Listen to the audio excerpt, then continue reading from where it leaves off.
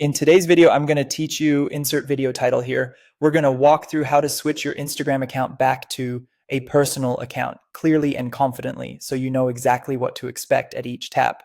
Start by opening the Instagram app and heading to your profile. You'll do that by tapping the profile icon in the bottom right corner of the screen. This takes you to your profile page where you can see your posts, bio, and settings. Next, look to the top right corner and tap the three horizontal lines. That's your main menu, sometimes called the hamburger menu. It opens a panel that gives you access to all your account's settings and tools. From here, select Settings and Privacy. This is where Instagram groups most account preferences. The wording stays pretty consistent, but if your app recently updated, the location may shift slightly. It's still under that same menu.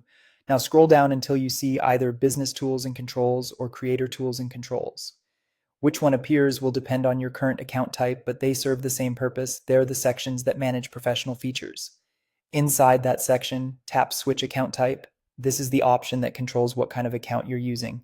Choose Switch to Personal Account. Instagram will show a brief explanation of what changes when you switch away from a business or creator account.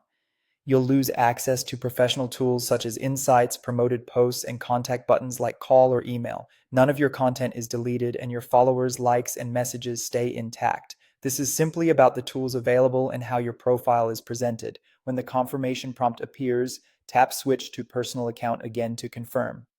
Instagram asks you to confirm because the change affects professional features and it wants to make sure you're ready.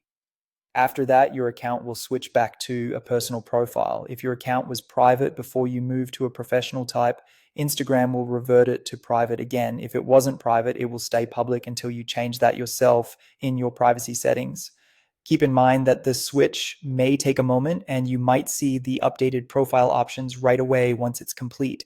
If you don't see these options, make sure your app is updated to the latest version and double check that you're on the correct profile if you manage multiple accounts.